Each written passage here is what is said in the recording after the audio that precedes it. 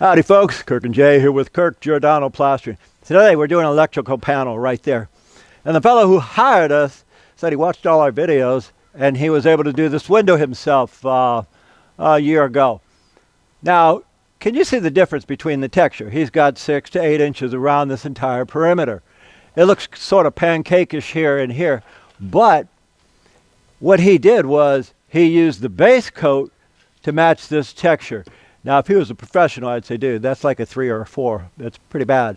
But a homeowner using the base coat material and doing this, that's actually not bad at all, guys. That's pretty good. Because materials is 70% of the job. Jay and I, we spent, I got 50 years and Jason got 25 years doing materials. That's really important. Anybody can apply. Anyway, what we're going to do is, I told him, we're going to spread that out. But I'm going to fix this window for him. So what I'm going to do here is I'm just going to rebase it, meaning I'm going to put another finish over his so that I can match the finish a lot better. Let's see here. I'll just do this perimeter and then I'll float all this and we'll cut it so it's not too long a video for everybody, but I'll show you how we texture it too.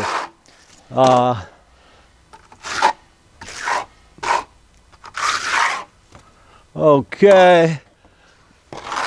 What we're doing is we're hiding his heavier trowel finish. And then what we're going to do is float it. I'll show you that in video. And retexture. I'll show you that in video.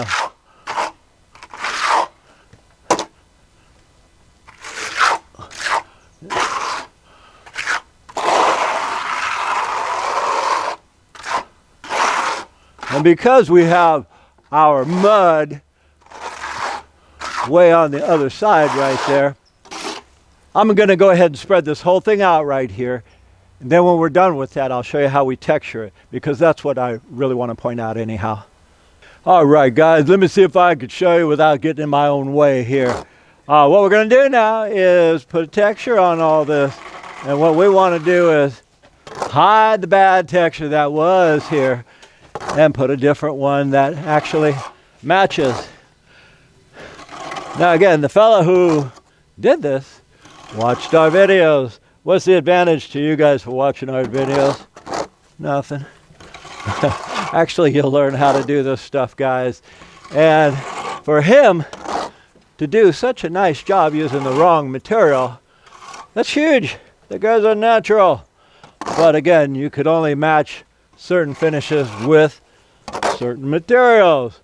So I'm trying not to get in my own way, knowing that Jay has to move all over the place to get this in, but that's what we're doing.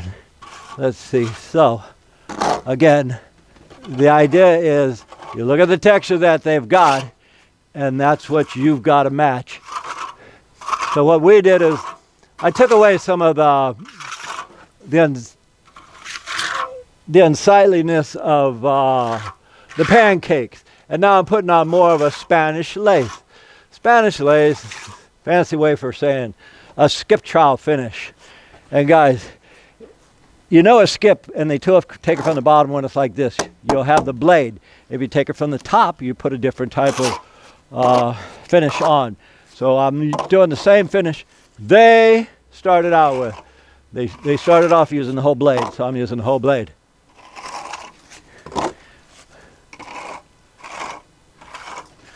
Anyway, let's see here. And the idea, again, is to hide all the pancakes and instead give it that so-called skip-trowel, or this is also known in the industry as a Spanish lace skip-trowel finish.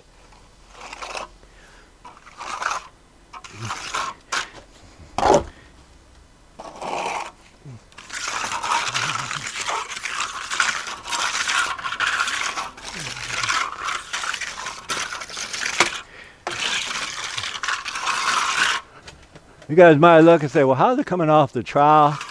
I'm just letting it come off the trowel, guys, putting a little bit on and letting my hand just barely touch it. And I'm holding it with 2 fingers because I'm knocking it down. If I knock it down with my whole hand, it'll end up pancake-ish the way he had it. So give you a better idea here. Okay, we're going to take it here and pull down. Take it here, pull down and lift. We lift up a little bit where necessary. Or we'll start from the bottom and go uptown. Either way, the idea is it's got to match. And will it stick to a painted surface? No. What we've done here is we've applied weldcrete. Weldcrete is just a fancy word for bonding agent, guys. Quickcrete makes a bonding agent. You can buy it at Home Depot. Weldcrete makes a bonding agent that it allows the stucco to adhere to a painted surface. But if you're using weldcrete, you got to go to a plastering material yard to buy it. So just stick with Quickcrete. And they sell that at Home Depot, Lowe's, almost all your little bitty hardware stores. Anyway, what we have done is we want to feather in everything. We want to feather in his work. We want to feather in our work. We want it to blend in uniformly.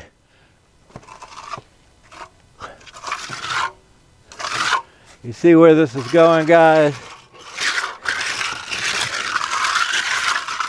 And after you get your texture on, you kind of look at it to determine how much you need to knock down. If it's really flat, you put a lot of pressure. If it's more of a lace like this, Spanish, then you just use a little bit of pressure, guys. Anyhow, I've still got this bottom to do and this top. I won't bore you with all the details, but my name is Kirk. Jason's on the camera. We thank you guys for watching, and as usual, we'll see you guys on the next one. All right, folks, we want to thank you for watching how we do things in the stucco and plastering world. We really enjoy your questions and comments, so if there's anything you want to learn about that we can show you, please let us know in the comments. And as always, from the entire Giordano family, we'll see you on the next one.